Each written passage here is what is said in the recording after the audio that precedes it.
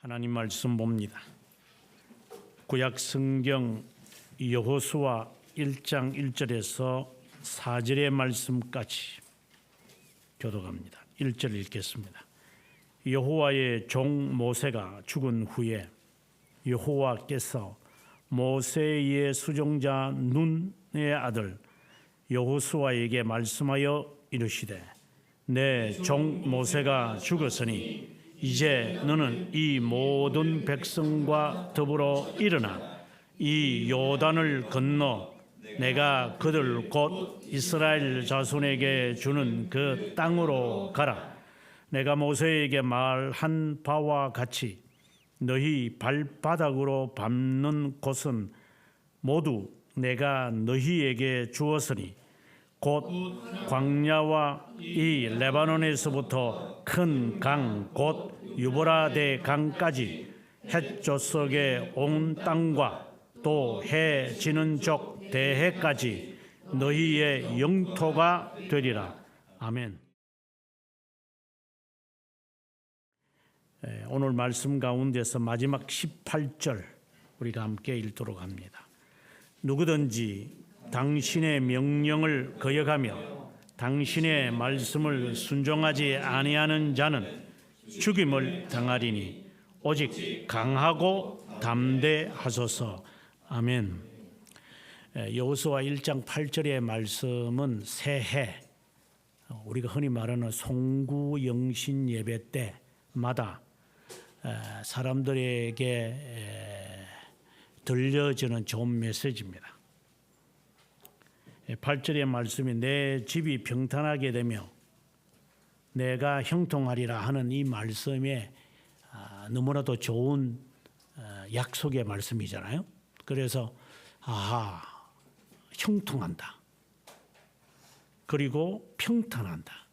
이 너무나도 좋은 약속의 말씀이기에 저 역시도 송구영신 예배 때 이 말씀을 이따금 사용하곤 했습니다.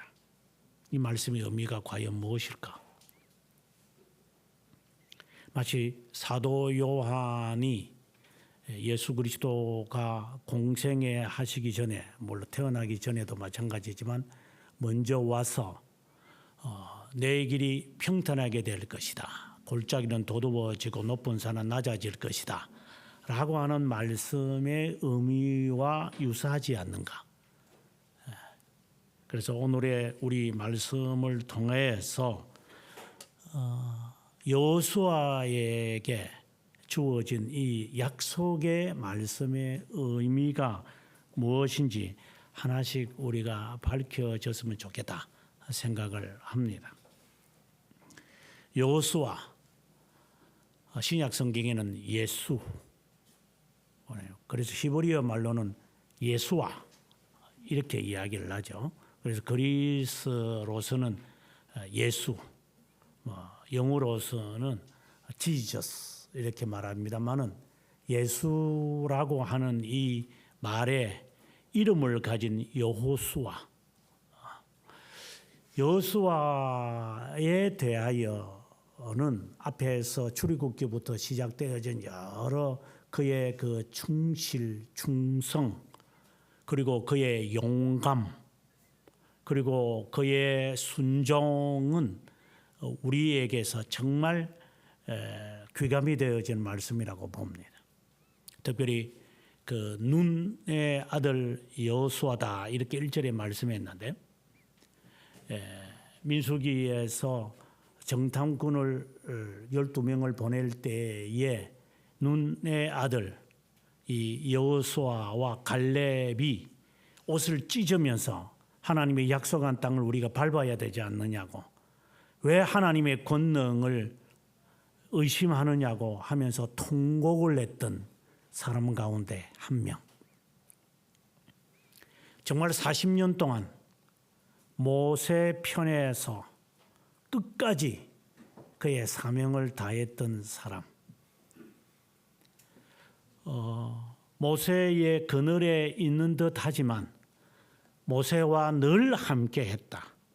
그래서 오늘 본문에도 보면 1절, 3절, 5절, 7절에서 8절, 13절에서 15절, 그리고 마지막 15절에 17절에 이르기까지 모세와 여호수아의 이 관계를 계속해서 연관을 지어요. 모세에게 한 것처럼, 모세와 함께 한 것, 모세에게 명한 것처럼 이렇게 모세와 관련을 짓는 여호수아입니다. 저는 이 말씀을 과거에도 좋아했지만 이 말씀의 의미가 무엇인지를 우리가 한번 생각해 봐야만 해요. 앞서서 제가 말씀드린 것처럼 예수라고 하는 이름의 기원입니다. 예수와 구원이죠. 그 이름을 예수라 하라. 천사가 마리아에게 했던 말인데 바로 예수라는 이름은 여호수아를 떠올려야 돼요. 그렇다면 오늘의 본문의 이 말씀은 예수 그리스도를 떠올리는 말씀으로 마무리되어져야 해요. 아주 유명한 8절의 이 말씀. 이 율법책을 내 입에서 떠나지 말게 하며 다 지켜 행하고 그것을 주야로 묵상하여 기록된 대로 다 지켜 행하면 내 길이 평탄하게 될 것이다. 어떻 보면 우리가 율법을 지키면 신명기에 있는 말씀이겠죠. 주로 모세가 이제 이스라엘 백성들을 모아놓고 다시 한 번 더 반복하는 거잖아요. 신명기, 드우데로노미, 이게 이중이라는 말인데 그 말씀을 했던 것을 너가 귀담아 들어서 그것을 주야로 묵상을 하라. 주야로.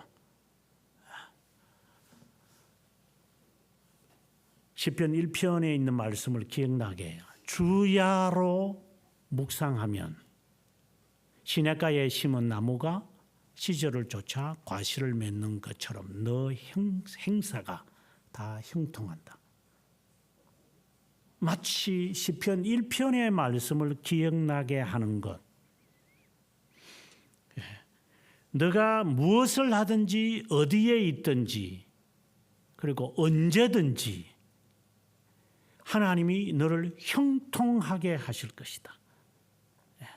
그것이 산이든 골짜기든 강이든 바다든 홍해같이 열리게 할 것이고 그리고 돋게 할 것이다.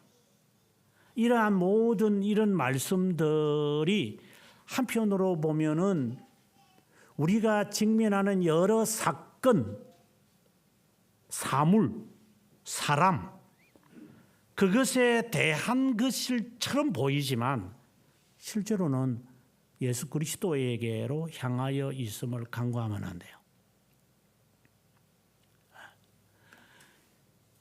마치 여호수아에게 말씀하시지만 그것이 예수 그리스도가 율법을 다 지켜 행하는 것처럼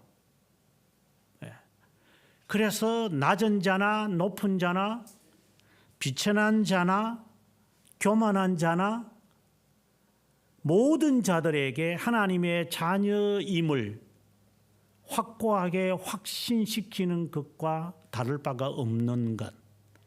그리고 아버지께서 보내시는 자는 다 내게 와서 배운다 하는 말씀처럼 하나님의 영혼에 선택된 자들이 예수 그리스도에게로 온다는 것. 거기에는 어떤 거침이 없다는 것, 방해나 장애나 걸림돌이 없게끔 하실 것이라는 것. 그것이 멀리 있든 가깝게 있든 상관없이 주님으로 말미암아 어떤 위치에 있든지 상관없이 주 예수 그리스도로 말미암아 구원을 받는다는 말씀이 마치 1장 8절의 말씀으로 여겨지지 않을까. 그리고 주야로 묵상하고 다 지켜 행하는 것이 마치 그리스도께서 우리를 대신하여 율법을 다 순종하심으로 우리가 율법을 지켜야 하는 것에서 자유함을 받은 것이지 않을까. 오늘의 이 말씀을 계속 묵상해 보면 로마서 말씀이 우리들에게 마치 코드처럼 이렇게 떠오르는 것 같아요. 더 나아간다면 모세 이후에 모세가 죽은 후 모세와 여호수아를 관련 짓는 것은 마치 율법과 복음을 관련시키는 것과 유사한 것 같아요. 모세는 율법을 대표하는 사람이라면 예수 그리스도는 복음을 대표하는 것이라. 그래서 예수 그리스도에 대한 말씀을 선언하는 마태복음 1장 1절에도 예수 그리스도의 복음에 관한 말씀이 시작한다고 마가복음 1장에서도 말하는 걸 보면 마치 모세와 율법, 예수 그리스도와 복음 이 사이가 연결되어지는 것처럼, 그러면서 모세의 율법을 폐지시키러 온 줄로 생각하지 마라. 내가 완전케 하려 왔다. 모세가 꿈을 꾸면서 신명기 마지막 34장에서 느보산에서 그는 120세로 죽게 되어지는데 눈이 흐리지 않았다 이런 말씀을 해요. 눈이 굉장히 시력이 좋은 것 같아요. 하지만 1차적인 의미로 빠져서는 안 돼요. 눈이 흐리지 않았다? 라고 하는 이 말씀이 시력이 좋구나 라고 하는 것으로 말씀을 해석해 버리면, 물론 그 뜻이 없는 것은 아니지만 우리는 말씀을 잘못 해석하는 거예요. 율법의 말씀은 율법을 대신하는 모세의 눈이 흐리지 않은 것은 율법이 무용지물이 아님을 말하는 거예요. 모세가 죽은 후에 여호수아가 이어받았다라고 하는 말씀을 지금 여러 차례 말하는 것을 통해서 볼 때 율법에 폐지되어진 것이 아니라 율법을 완전케 하러 오신 율법을 이은 복음, 이 말씀을 지금 하려고 하는 거예요. 이러한 관점을 가지고 오늘 이 말씀을 보면 이제 이 말씀은 새롭게 우리들에게 조명될 것입니다. 1절을 보게 되어지면 여호와의 종 모세가 죽은 후에, 모세가 누구라고 말했느냐? 히브리서의 2장에 보고도 보면 종으로서 그렇게 승진한 자가 없었다 이렇게 말하고 있거든요. 모세가 종인 것처럼 너도 이제 여호수아도 종으로서의 삶을 살게 되어지는 것을 암시하고 있어요. 그래서 1장부터 시작을 해서 여호수아 마지막 장까지 13번이나 24장까지 13번이나 여호와의 종 눈의 아들 여호수아 이렇게 이야기를 해요. 이 말은 모세가 하나님의 종으로서의 삶을 산 것처럼 여호수아도 순종하며 살았다. 다른 말로 율법을 지켜서 행하여야만 하는 것을 예수 그리스도가 나를 대신해서, 우리를 대신해서 종이 되어서 모세의 명한 율법의 말씀을 다 지켜 행했다. 여호와의 종 모세가 죽은 후에 여호와께서 모세의 수종자 눈의 아들 여호수아에게 말씀했다. 뭐라고 말씀을 하셨느냐?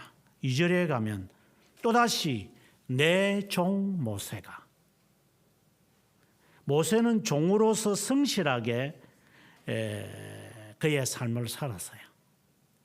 율법은 순종하는 데 있는 것이지 율법은 판단하는 데 있는 게 아니에요. 계명은 따르는 것에 있는 것이지 앉아서 탁상 공론하라고 되어진 게 아니에요. 우리가 예수 그리스도를 믿는 것은 그리스도의 삶을 따라 살라는 것이지 그렇게 살아라라는 것이지 따지라는 게 아니에요. 우리는 여기에서 매우 조심하셔야 돼요. 그때마다 우리는 어떤 말을 이렇게 내뱉느냐 하면은 뭐 따르려면은 구르는 재주도 곰이 구르는 재주라도 있다고 그러는데 뭐 언덕이 있어야 뭐 비비지 뭐. 하나님께 순종하려면 뭔가를 하나님이 해 주셔야 내가 뭐 하지 뭐 입에 풀칠할 것도 없는데 뭘 하나님께 내가 헌신하도록 하는 거예요. 내 형편을 보라고 이게. 쪽박 차는 거지 인생인데 뭘 하나님의 말씀을 순종하라고. 내가 새벽부터 저녁까지 일을 해도 부족한 판이고 3교대로 일을 해도 내가 부족한 판에 뭐 하나님께 마음의 편안함을 얻어가지고 내가 앉아서 기도할 그런 태평의 시간이 있간디요 라고 하는 자들이 많이 있을 거예요. 아마 여러분도 그 가운데 한 명일 수도 있을 수 있죠. 내가 숨 쉴 시간도 있나? 정신없이 돌아가는데 언제 앉아가지고 내가 그거 할 시간 어디 있노지니까 아침에 밥 먹을 시간도 없다 하면 그렇게 하면서 속으로는 다 지 할 짓 다 하면서 말은 그러한 방법을 태도를 일삼아 가지고 해야 될 의무를 내팽개치는 자들. 왜 우리가 순종하지 않는다고 보십니까? 방금 말한 것처럼 하나님이 우리들에게 말하는 태도에 대해서 방법에 관하여 우리가 내 식으로 해달라는 거잖아요. 하나님의 계명은 지키는 데 있는데 이렇게 해야지 내가 지키는 거 아니에요? 하나님 왜 이렇게 만들어 놓고 나보고 지키라는 거예요? 우리는 태도를 이유를 내세워 이유라는 말은 좀 거창한 거 빼고 태도에 관하여 우리는 해야 될 것을 하지 않는 자로 우리가 스스로가 만들어져 있지 않아요?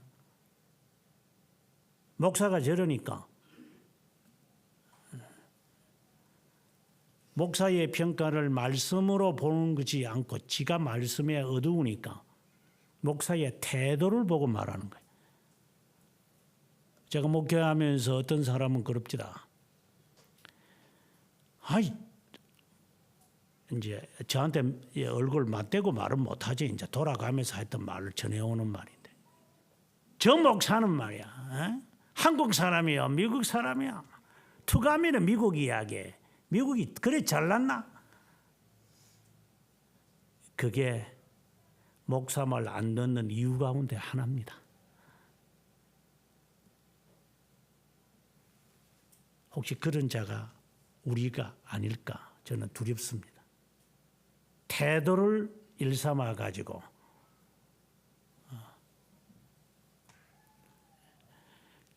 저 엄마의 말을 내가 안 듣는 이유 가운데 하나가 다른 엄마들은 안 그러는데 엄마는 꼭 그렇다고.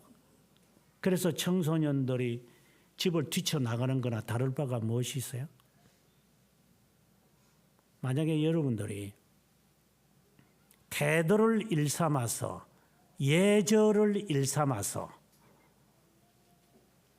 내가 해야 될 것을 불순종하는 이유를 내세운다면 그는 궁색할 겁니다. 아주 대표적인 이야기를 해볼까요? 요즘에 우리나라 지금 청문회 지금 열심히 하고 있는데 뭘 말합니까? 저 사람이 해야 될 장관들이 해야 될 청장들이 해야 될 것 말하는 거 보셨습니까? 저 태도 보라고 저놈의 태도 저거 대답하는 저놈의 태도 저거 이거 가지고 주어진 4분 동안 다 섭외하고 소비하는 놈들이에요. 그 근성이 우리한테 없을 것 같아요?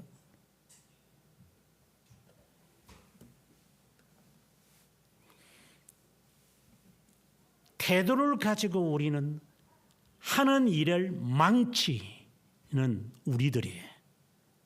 주님의 이름으로 분명하게 제가 단언하죠.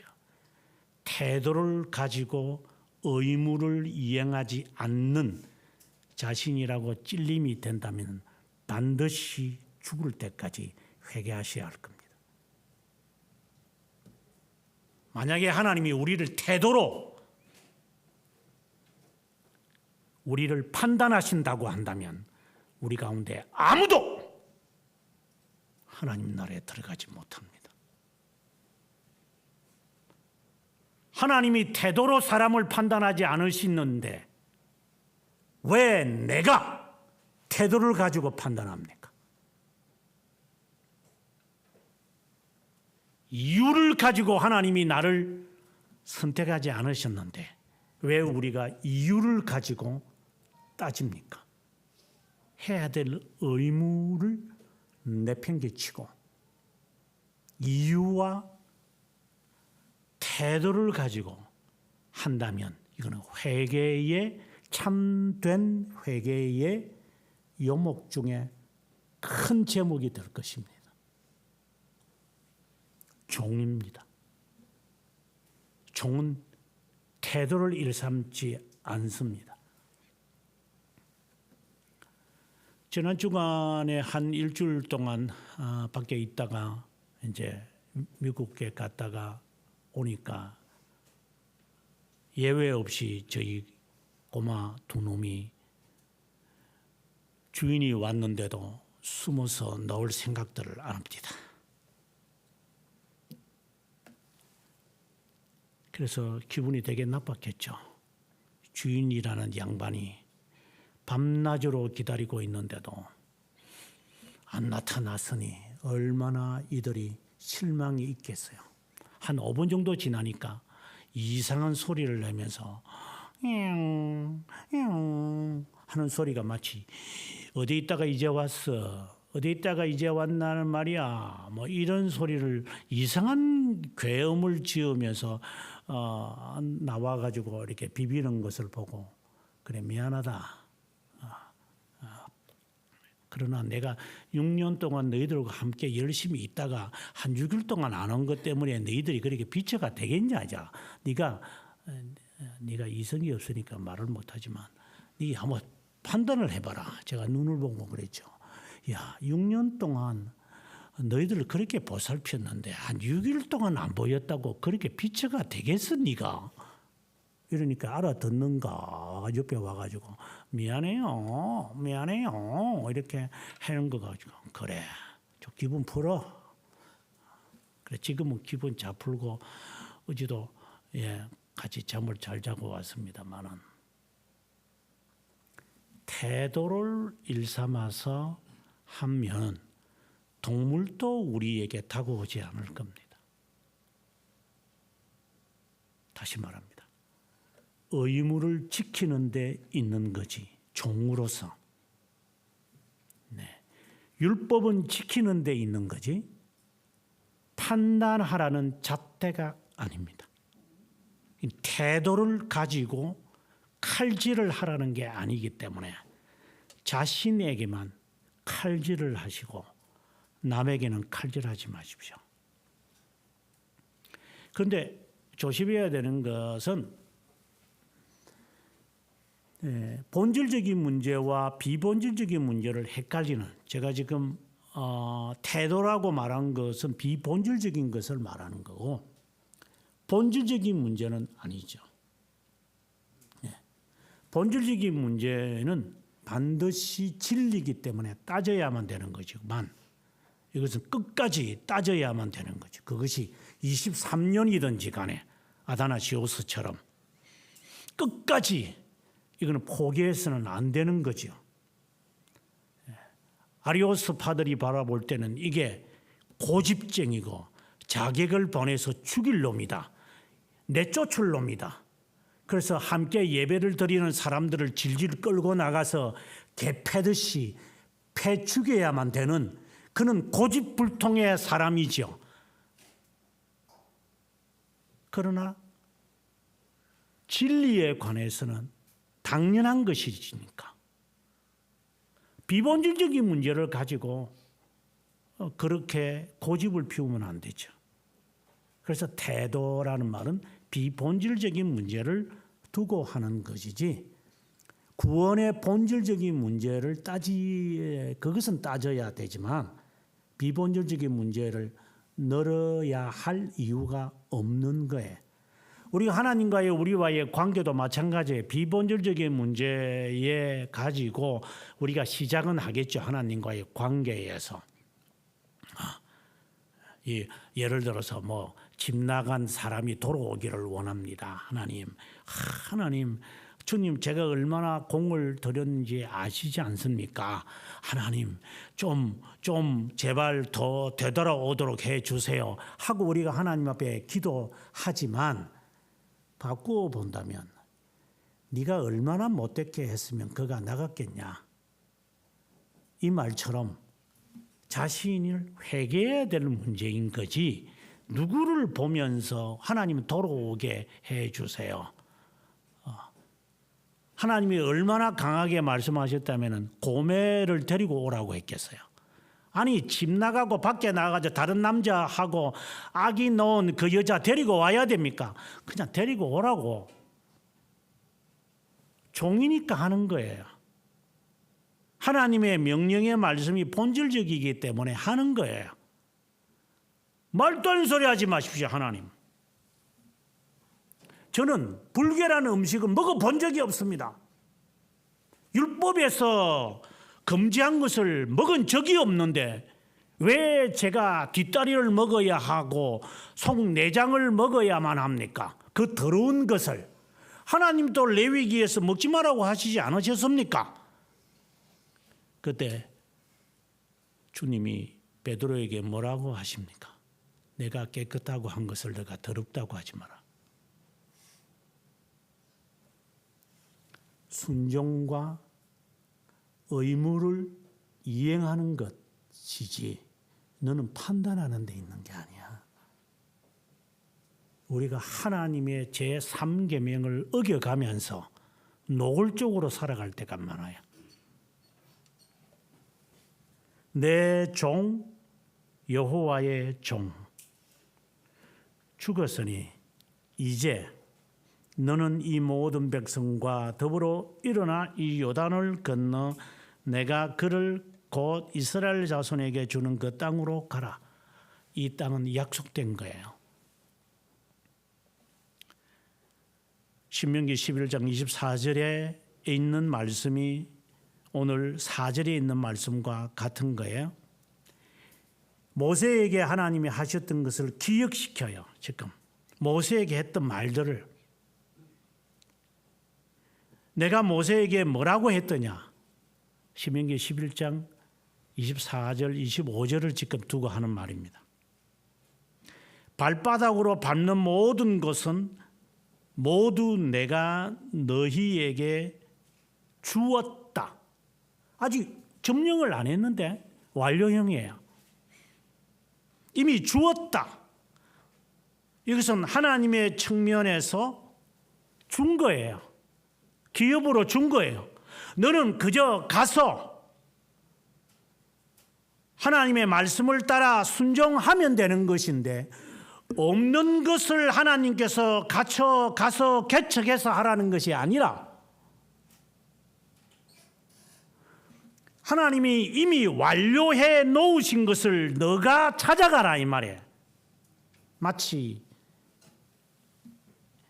우리가 보물 그 소풍에 가면은 이렇게 그 보물 쪽지들을 다 숨겨놓고, 자, 여기에 뭐 어디에 다 있습니다. 여러분 가서 찾아오세요. 그래서 우리들이 이제 찾아가서 그걸 쪽지를 하나씩 모아가지고 번호 부르면 누구에게 선물을 주고 이렇게 하는 것처럼 완료해놨다고, 그렇다고 숨겨놓은 것은 아니지만 가서 차지하면 된다고 입장이 바뀌어집니다. 하나님의 약속은 부랴부랴 하나님이 만드시는 게 아니에요. 우리의 순종을 보고 하나님이 이제 급기야 인스턴트 음식을 만드는 게 아니에요. 이제 자료가 떨어졌으니까 더 이상 손님 못 받겠습니다가 아니에요. 하나님은 이미 완벽하게 준비해 놓으신 거예요. 너는 가서 점령하면 되는 거라고. 그래서 그들이 2장에 보면은 여리고 성을 그렇게 해서 순종을 해요. 하루에 한 바퀴 돌아라. 예, 돌고 7째 되는 날은 7바퀴 돌아라 하니까 와르르 무너져. 야, 이거 재미있다 이거. 아, 이거 순종하니까 되는구나. 요단강 건너갈 때 얘를 보니까 아니 법궤 갖고 이렇게 요단강에 딱 가면은 이게 그냥 홍해가 육지같이 갈라지네. 아, 이거 정말 이거 멋있는 거다. 이거 순종하면 멋있는구나 하고 스스로가 공식을 만드는 사람들이 있죠. 하나님의 법이 아니라 지가 법을 만들어요. 다시 말합니다. 하나님의 법이 아니라 지가만. 우리는 순종하는 것에 있는 것이지. 아, 이렇게 순종하니까 하나님이 복을 주는구나, 역사가 일어나는구나 라고 하면서 자기의 로우를 만들어가는 사람들, 법칙을 만드는, 이는 잔머리 굴리는 잔나비들. 법을 만드시는 분은 하나님이지 네가 아니야. 너는 순종하는 데 있는 거야.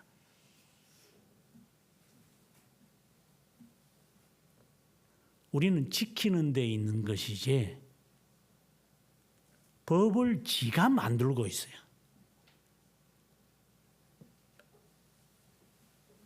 그래서 이렇게 하면 하나님 복 줍니다. 이렇게 하면 은사 받습니다. 이렇게 하면 하나님의 은혜를 받을 겁니다. 이렇게 하면 하나님의 역사가 일어납니다. 물론 이따금 그렇게 일어나는 경우는 있겠죠.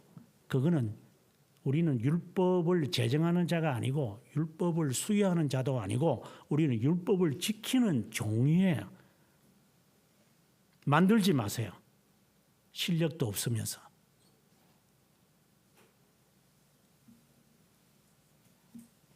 하나님은 약속해 놓은 거예요. 율법에 약속한 것, 성경에 있는 기록된 대로 지난주에 여러분들에게 신명기 28장 설교하면서 복을 받으려고 생각을 한다면 저주도 받을 각오를 하고 복에 대해서 기도해라. 그럼 그러지 또 얌생이들은. 그럼 나는 저주 안 받으려고 복도 안 구할래요. 그래서 너는 염소다. 그래서 얌생이라고 하는 거다. 하지 말라는 말은 하라는 말씀이지. 그것을 강조하기 위한 거지. 하지 말라는 말씀에 저주를 안 받으려고 하는 것도 안 할래요. 공부 시간은 뭐예요? 머리 좋으면은 뭐 좋은데 시험을 쳐서 가가지고 월급 받는데, 아, 저는 월급 받는 거 싫어요. 제가 누구를 지배하는 것 할 거예요. 그러면서 지가 해야 될 학생으로서의 의무의 교육, 숙제나 해야 될 의무를 행하지 않고 이게 해보면 뭐합니까? 이게 오늘의 일을 네가 하라고. 오늘의 일을. 내일에 대한 것을 끄집어 당겨 와가지고 오늘 해야 될 일에 대해서 엑스큐즈 하지 말고. 이런 얌생이들이 곳곳에 우리 가운데 숨어 있죠. 또 우리의 모습이고, 그게 뭐 누구를 지칭하는 게 아니라 우리의 모습이니까 이런 얌생이 짓을 하는 게. 하나님은 약속해 놓으셨습니다. 특별히 4절에 보면 광야와 레바논에서부터 큰 강 유브라데까지, 이거는 동쪽을 말하는 거겠죠. 그 다음에 해초석의 온 땅과 또 해지는 쪽 서쪽 대해라고 해서 이게 지중해를 말하겠죠. 너희의 영토가 된다. 그러면 레바논에서부터 이제 지중해까지 유브라데 강까지의 땅을 차지한 때는 솔로몬과 다윗의 때예요. 그런데 이 약속이 이루어지는 것은 죄송하지만 수백 년이 지나고 난 다음에야 이루어집니다. 사사 시대가 지나고 납니다. 우리가 나중에 이제 사사 시대에 대한 말씀을 읽겠지만 사사 시대가 얼마나 어지럽습니까? 오늘의 이 말씀들이 이스라엘 백성들에게 지켜나가지 않은 것을 우리는 봅니다. 우상 숭배를 연이어서 합니다. 그리고 하나님은 지속적으로 그들을 깨닫게 하시려고 환을 주십니다.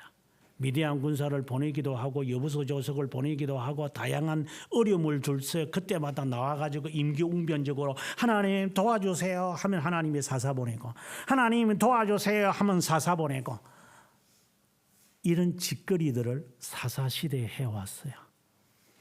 그때마다 뭐라고 사사시대에서 사무엘이 저자라고 보통 이야기하는데 사무엘이 뭐라고 해요?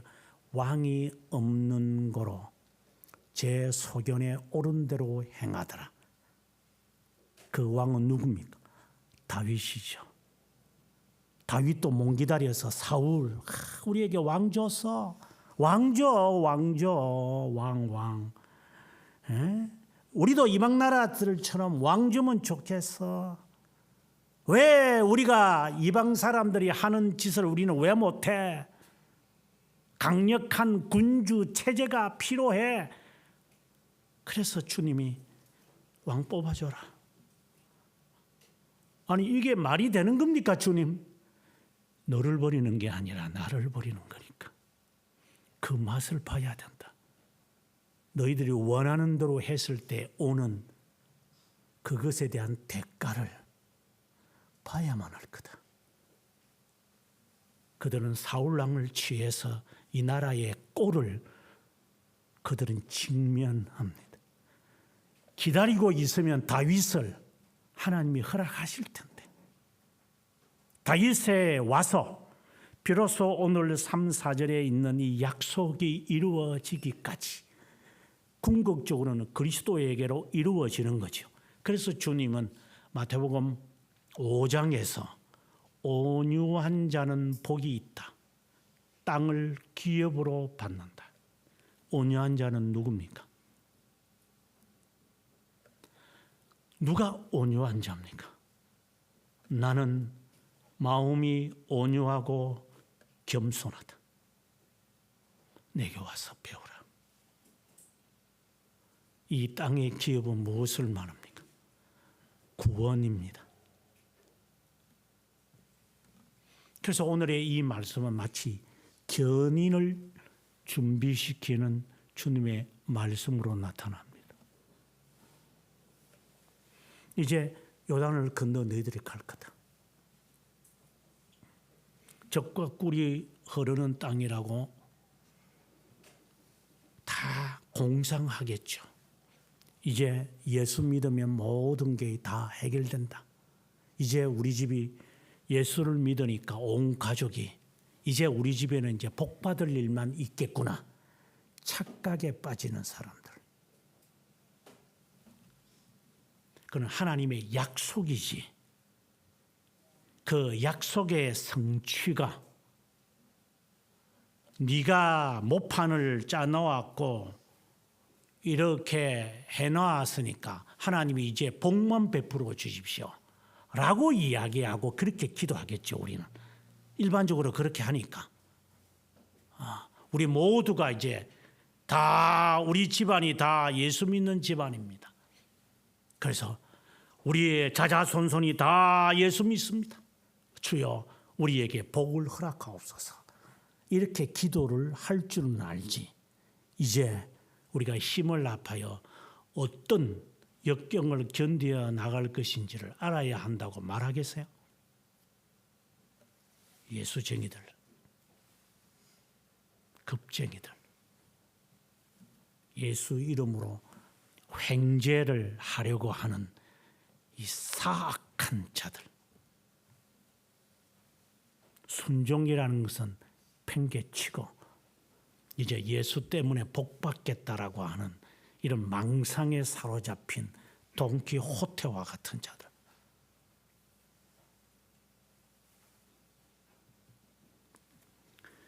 요단을 건너간다. 마치 중생을 의미하는 듯한 느낌이에요. 늘상 여러분에게 말하지만 유학 가는 거라든가 대학을 간다든가 직장 생활을 하는 것은 어디 지금은 합격하는데 뭐 시험을 쳐서 그 직장에 들어가는 게 그런 데만 관심이 있지. 직장 생활을 하는 게 그렇게 식은 죽 먹긴 줄 아는 게 알겠지. 들어가는 데만 관심이 있는 사고기 때문에 유학 가는 데만 관심이 있겠지. 뭐 그럴 수밖에 없죠. 모르니까. 그래서 걱정이 많아가지고 하나님의 신자로서 지켜야 할 본분까지 다 까먹고 성인 될 때까지 어프루브가 될 때까지는 모든 일을 올 수도 없이 시키고 홀도 해놓고 있는 자들, 게으름뱅이들.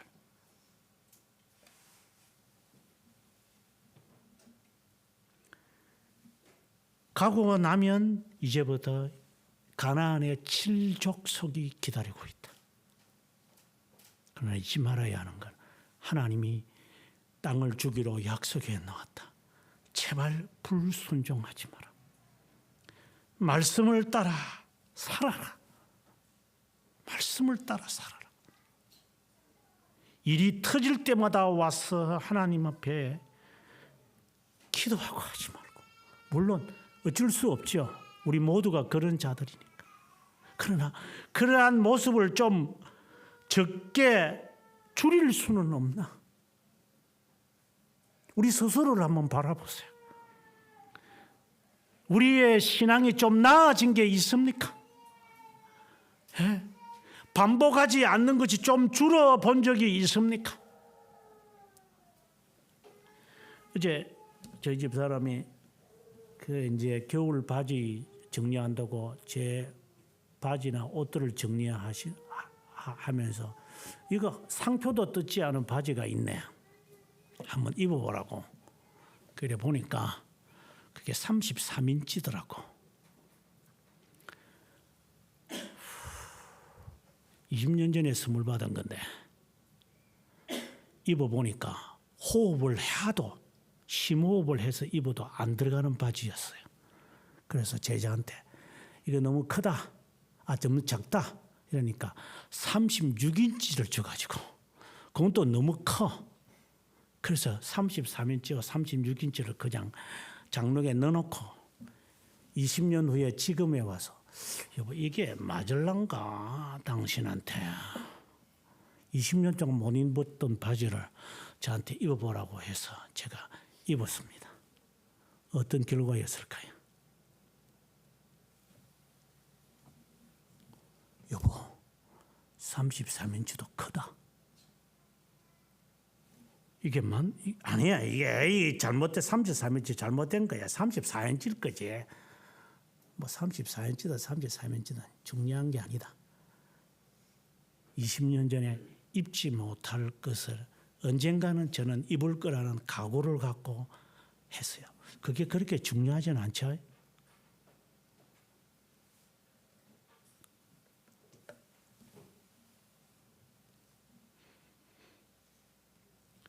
왜 사투는 못합니까? 옷 사 입는 거에만 정신이 팔립니까?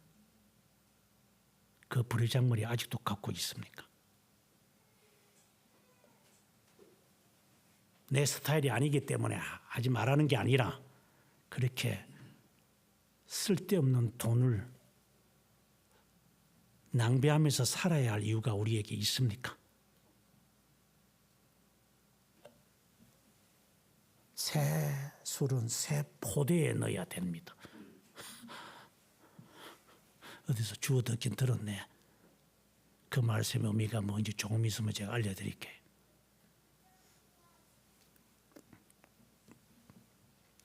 하나님이 약속하신 거예요. 완료형. 이제 너는 들어가서 7 족속과 싸우면서 쟁취해 내어야 됩니다. 하나님의 나라는 쟁취하는 데 있는 겁니다. 그런데 사도 요한에게 주님이 하신 말씀, 요한 때까지는 하나님의 나라는 쟁취하는 데 있었으나 이렇게 말씀하시면서 이 쟁취한 예수 그리스도 자신을 소개하면서 천국에서는 가장 작은 자가 될 거다. 이렇게 말씀을 하셨어요. 예수 그리스도를 통한 쟁취를 말씀하시려고 하는 거예요. 그 전에는 쟁취하는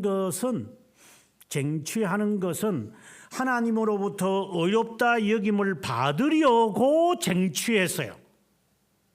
조건적이니까. 그러나 이제는 그리스도로 말미암는 쟁취예요. 달라요. 중생된 자가 견인하는 것과 중생하지 못한 자가 힘들어하는 것은 달라요. 모습은 비슷하지요. 숨을 쉬니까. 하나님의 자녀가 삶 속에서 고통을 겪으며 어려움을 겪으면서 살아가는 겨우살이 하는 것과 유기된 자가 겨우살이 하는 것과는 다르다 이 말입니다. 똑같게 취급하지 마세요. 여러분들이 달리기를 해봤지만 출발은 다 똑같이 하더라. 돌아오는 사람은 다 달라요. 폼은 멋있지. 하지만 폼하고 아무 관계 없어요. 달리기는 겉으로 겨우살이를 바라보고 살아가는 사람의 판단과 하나님의 자녀로서 겨우살이로 살아가는 것은 질 자체가 정도가 아니라 질 자체가 달라요. 중생된 자가 견인을 위하여 믿음의 증거를 가지기 위해 애쓰고 힘쓰는 것과 유기된 자가 지가 잘못해가지고 자승자박으로서 나타나는 것과는 다르다 이 말입니다. 똑같게 취급하면 그 사람은 2D로 사물을 보는 동물과 다를 바가 없겠지. 3D로 보지 않겠지. 마치 동물의 눈에는 모든 것이 흑백으로 보이는 것처럼 상상이라도 안 되죠. 흑백이라는 게. 그러나 실제로 동물의 눈에는 흑백으로밖에 안 보이니까 흑백으로 보았어야 되겠습니까?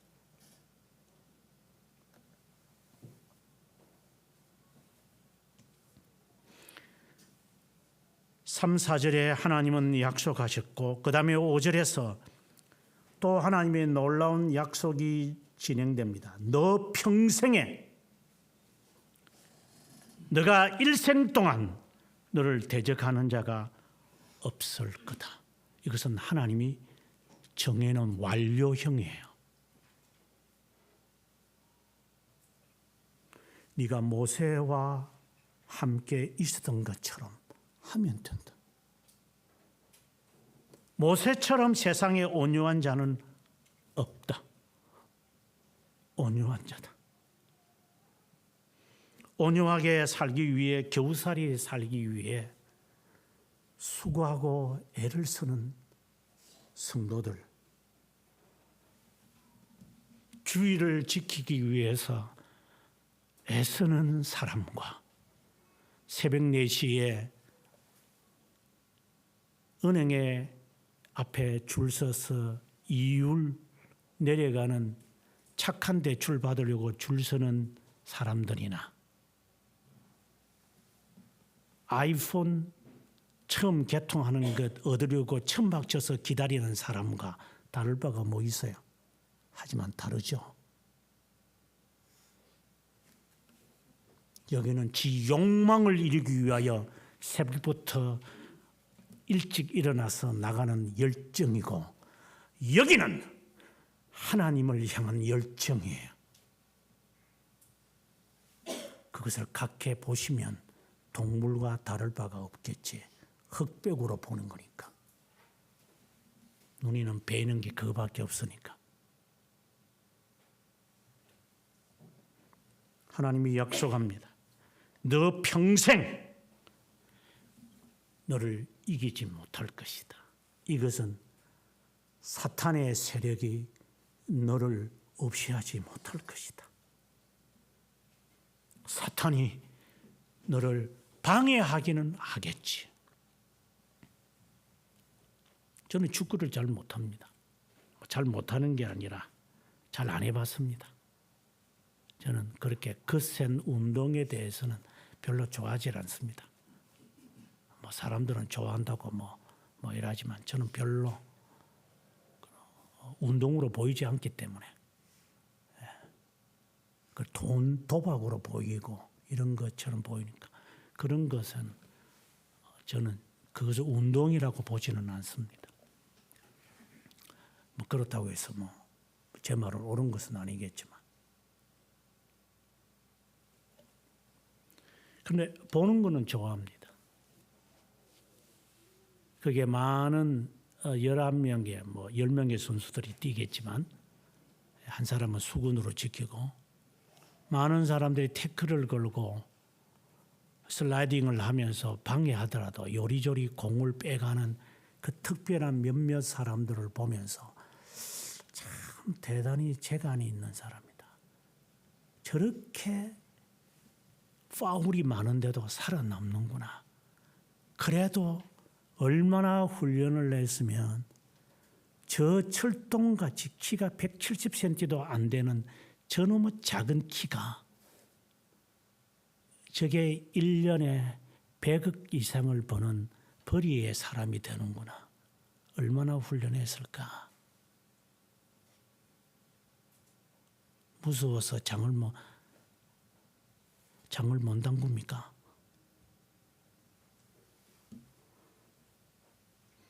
모세와 함께 하면 되지 않습니까? 모세와 함께 하시던 그 하나님이 나와 함께 한다면 어떤 세력이 우리를 막을 게 있습니까? 모세가 순종한 것처럼 순종하면 안 됩니까? 우리 자신을 한번 살펴보십시오. 우리에게는 순종이라는 글자가 우리에게 친근합니까? 자신의 감정, 자신의 취미, 자신의 열정, 자신의 모든 것을 포기를 할 준비는 되어 있습니까? 태도 운운하면서 이유를 운운하면서 이것은 이랬고 저거는 저래서 못하고 싫고 안 하고 원치 않기 때문에 이런 이유들이 우리에게는 얼마나 철조망처럼 갇혀 있습니까? 우울증에 빠져가지고 자기 세계에 갇혀있는 도관에 든 쥐새끼처럼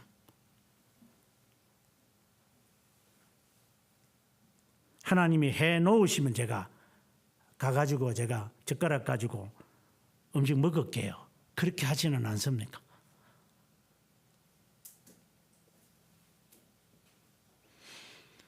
모세와 함께 있었던 것처럼 내가 너와 함께 할 것이다.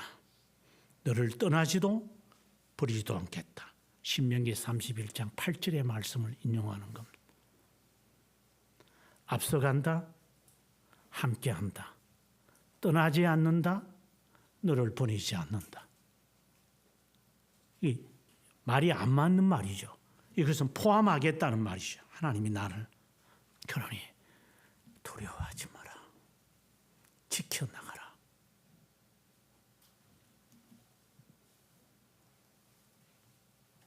유기된 자들에게는 매우 힘든 일이죠. 하나님, 저를 보십시오. 저를. 제가 뭐 그렇게 할 만한 사람 같습니까? 저는 원래 태생이 저는 인간입니다. 너 입을 누가 창조했느냐? 주님 안에서 꿈을 가질 생각은 안 하고 주 밖에서 꿈을 가지려고 하니까 주의 계명을 지키려고 하지 않고 이유를 대면서 살아가려고 하니까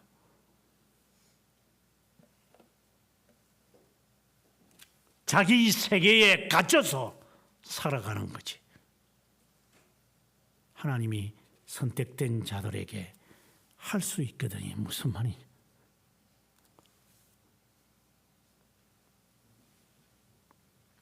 그리스도를 위해 우리가 포기한 게 하나라도 있습니까? 근데 순종이 있을까요? 조금 어려우면은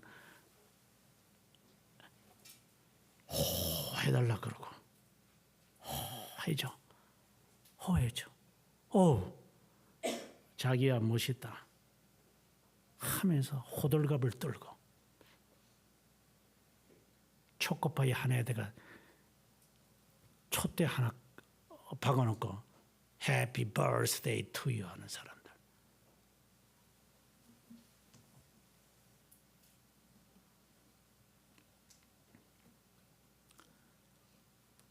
육절에 주님이 계속해서 말합니다.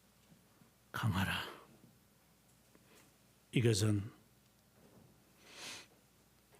우리들에게 견인을 말씀하는 것에 대한 대명사입니다. 두려워하지 마라 이 말입니다. 마땅히 두려워할 자를 두려워해라. 육신을 앗아가는 자를 두려워하지 마라. 영혼과 육신을 지옥에 보내는 분을 더 두려워해라. 동그라미 하나 없어지는 것이 두려운 것이 아니라 생명에 잃는 것을 두려워할 줄 알아라. 10분 더 자는 것을 두려워하지 말고 짜증내지 말고 10분을 떨쳐보내는 것을 감사할 줄 알아라. 강하라. 담대하라. 망망한 대에서 내가 너와 함께한다. 이 확신을 가지며 사셔야 합니다.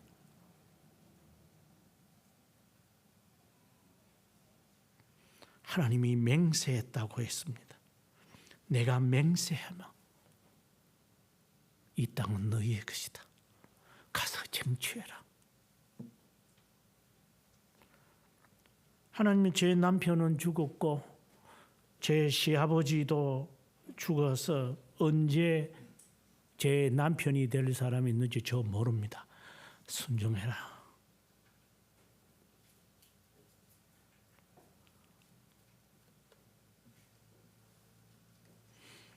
아니 말이 되는 겁니까 하나님? 순종해라. 네 의무를 다해라. 일의 승산은 하나님께 있는 것이 인간에게 있는 게 아니다. 하나님의 맹세입니다. 내가 맹세했다. 너가 밟는 땅은 너의 것이다. 다시 한번 주님이 말합니다. 강하고 극히 담대해라. 두려워하지 마라. 게으른 자는 집 밖에 거리에 사자가 있다 하느니라. 이유를 내세우지 마라 이 말입니다. 묶인 사자를 두려워하지 마라 이 말입니다.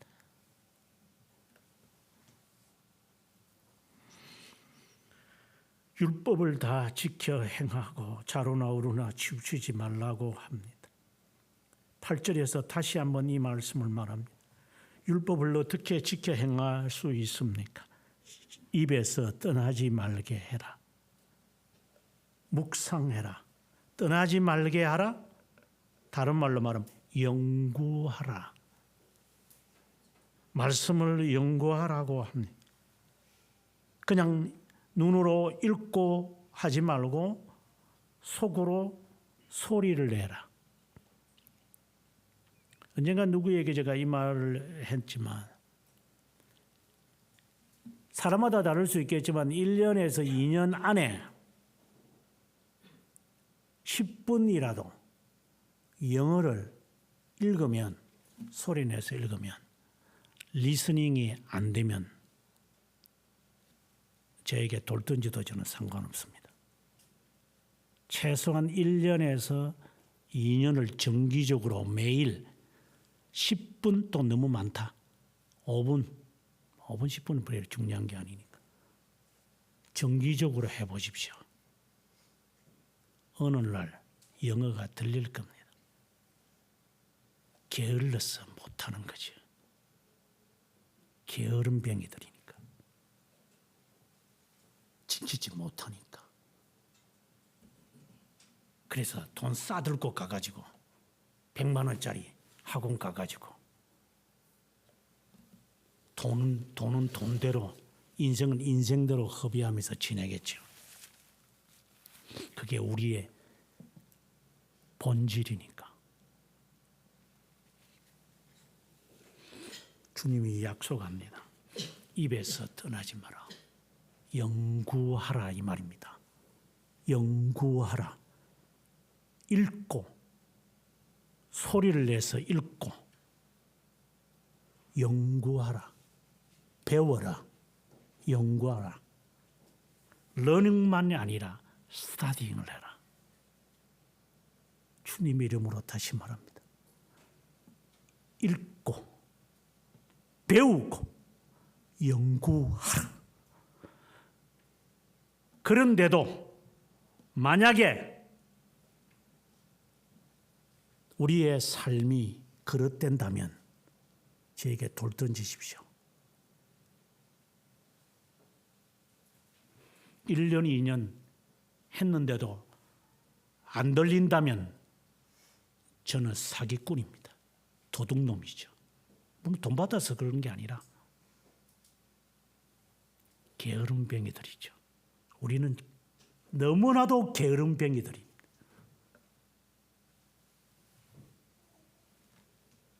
모든 일에 게으름뱅이들. 하기 싫으니까.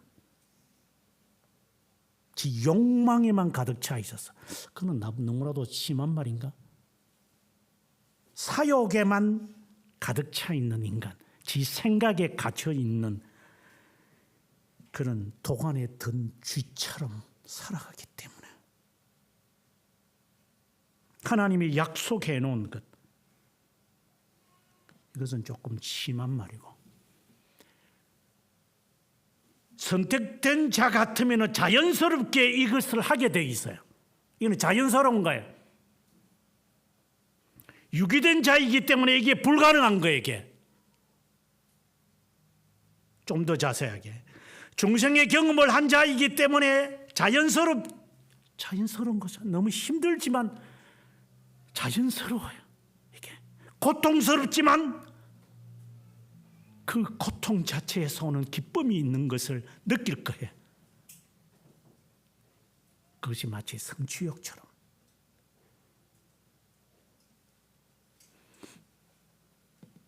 유기된 자는 어느 것에 있든지 간에 이유를 댈 거예요.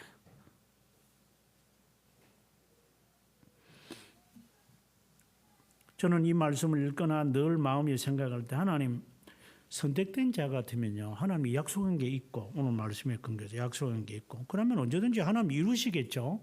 그렇죠? 선택된 자이기 때문에 뭐 하나님께서 뭐 어떻게 하시겠어요? 저를 선택하셨으면 하나님이 저를 위하여 계획해 놓은 것이 있으면 하나님이 이루시지 않을까요? 내가 한들 하나님이 이루시고 내가 안 한들 하나님이 안 이루시겠어요? 그러니까 하나님 뭐 저는 제 길 갑니다. 하나님이 뭐 제가 원하시면 제가 필요하시면 언제든지 돌이키시든지 뭐 제가 알아서 할게요. 이런 배짱으로 살아가는 우리의 모습이 있을 거예요. 조심하십시오. 그것은 유기된 자의 모습을 스스로가 표현하는 죄를 범하고 있는 걸 거예요. 숙명론으로 받아들이기 때문에. 하나님을 시간에 제한시키는 그러한 범죄를 행하고 있는 것이기 때문에. 하나님 됨을 인정하지 않는다는 거잖아요. 주야로 입에서 떠나지 않으며 묵상을 한다면, 우리가 묵상을 계속 배우고 있는데, 기록된 대로 다 지켜 행하라. 이것은 예수 그리스도를 바라보라고 하는 겁니다. 그분이 행하셨기 때문에. 그러면 너 길이 평탄하게 되며 너가 형통하게 될 것이다. 다시 세 번째 말합니다. 강하고 담대하고 두려워하지 말고 놀라지 말고 어디를 가든지 너 하나님이 너와 함께한다. 내가 모세와 함께한 것처럼, 조상에게 약속한 것처럼 내가 할 것이다. 하나님의 맹세하고 또 맹세합니다. 지켜 행하라. 율법을 내 입에서 떠나지 말게 하라. 묵상해라 주야로. 하지 않으면서 사사의 시대처럼 행동하지 마십시오. 유대인지 알까 저는 두렵습니다.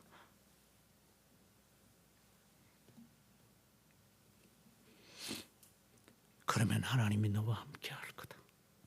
하나님이 영원에서 약속한 것, 하나님이 자신의 이름으로 행하신다.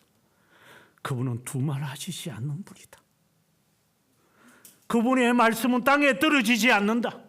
그냥 공으로 갔다가 메아리 치는 것도 아니다. 반드시 열매를 맺히게 되어 있다. 무한한 가치가 있는 것이기에 하나님의 자녀면 지켜 행한다.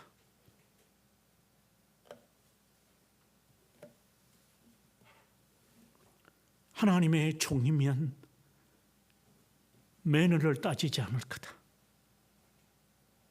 이래서 저래서 지나고 나면 우리가 다 떠올리는 건 그때 할 수 있었었는데. 그래서 영어에 보면 I should have done, 했었어야 하는데 하지 못했네. 아쉬워하는 영어의 표현이 있어요. I should have done. 왜 하지 못했을까? 이제 했었어야 되는데. I could have done. 할 수 있었을 텐데. 저는 그 영어 문법을 배우면서 정말 적절한 문법이구나. I should have done. I could have done. I would have done. 기회가 주어지면 할 수 있을 것 같은데 했었어야 되는데 할 수 있었는데 I can't do it. 이제는 못하는구나. 이제는 할 수가 없구나. 이제는 지나간 것이구나. 그런 사람 되고 싶은 자는 아무도 없을 거예요.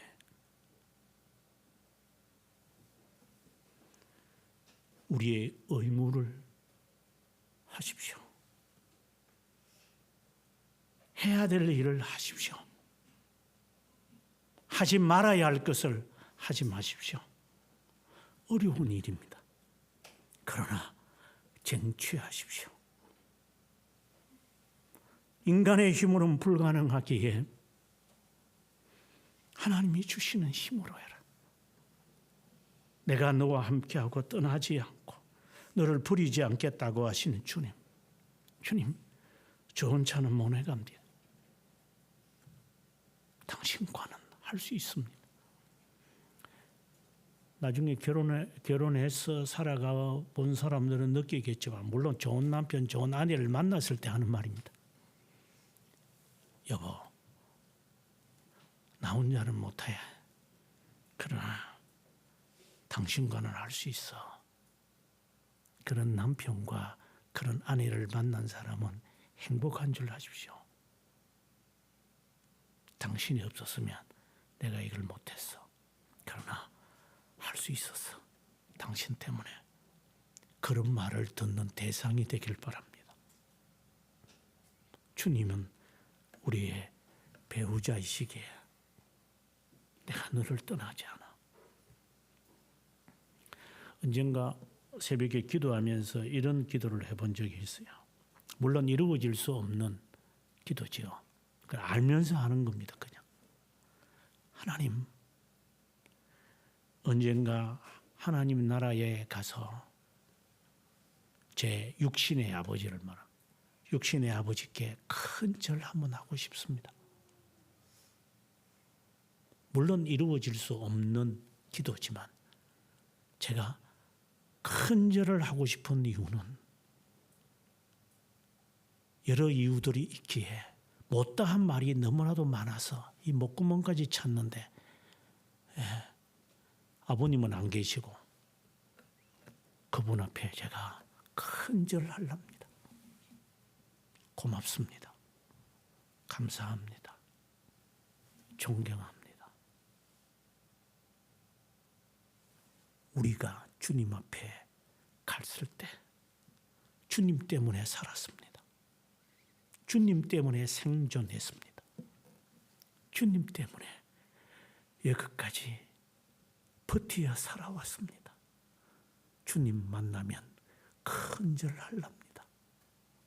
주님 천사들과 함께 주님 앞에 엎드려 절하면서 찬송 멋있게 부르겠습니다.